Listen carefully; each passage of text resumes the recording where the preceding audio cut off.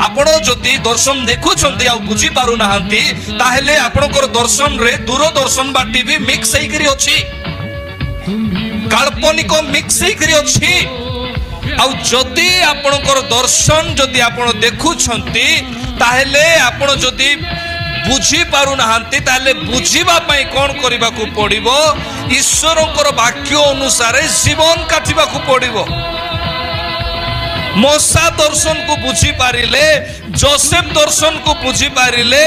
Joseph जेते बेले कहिले नक्षत्र माला तारा आउ कोन सबु मुंडिया होउछंती, आउ सेते बेले तांको माता पिता माने मध्य कहिले कोन आमे तते मुंडिया मारिबु। किंतु जेते बेले दुर्भिक्ष आसिला, महामारी आसिला, जोसेफंकर पाखरे जेते बेले तांको भाई माने एब्रियो भाषा रे कथा होतिले सेते बेले जोसेफ बुझी पारुथिले आउ तांको लेखा हेछि तांकर दर्शन मने थिला। बेसलो हालेलुया। प्रभु जदि दर्शन दियंती ताहेले पर्पस अनुसार दर्शन दियंती, गोटे योजना को नहीं दर्शन दियंती।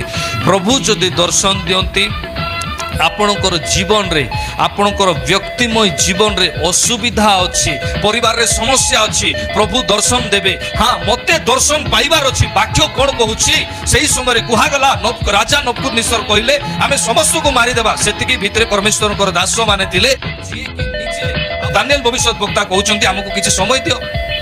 सेही समय से कोन कले जाई कि आंटू भांगिले आउ प्रभु को कहउछंती प्रभु मते जणाओ, प्रभु को कहउछंती प्रभु मते जणाओ। आ प्रभु तांको क्लियरली से दर्शन को देखैले। सेति भाई राजा को समय रे कहिले तुमे देखु देखु एहा देखिलो, तुमे देखु देखु एहा देखिलो।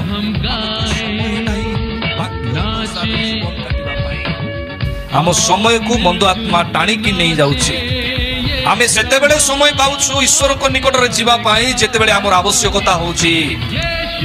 आम जीवन रे समस्या आसुछि, आम जीवन रे असुविधा आसुछि, आम जीवन रे अनेक विपद आसुछि। आमे सेते बेले समय पाउछु। मने रखंतु मो प्रिय ईश्वरकर लोक माने जेते बेले प्रभु यीशुଙ୍କ निकट रे पितर थिले आ पितर जेते बेले रागी की कानो काटी देले, सेही समय रे जेते बेले प्रभु यीशु को नेबा पाई सैन्य माने आसीथिले। आ सेही समय कोन प्रभु यीशु एक्सटेंड करले ना आज मु आसीबी नै काली आसीबी। घरे जदि विपद हेबो समस्या हेबो आमे संगे संगे प्रोग्राम को एक्सटेंड कर देबा, एमती हेबो सेमती हेबो। सेही समय रे रक्त बाहरिला परे प्रभु यीशु कोन विरक्त हेले कि व्यतिग्रस्त हेले कि कोन पाई समय को से एक्सटेंड करले नै।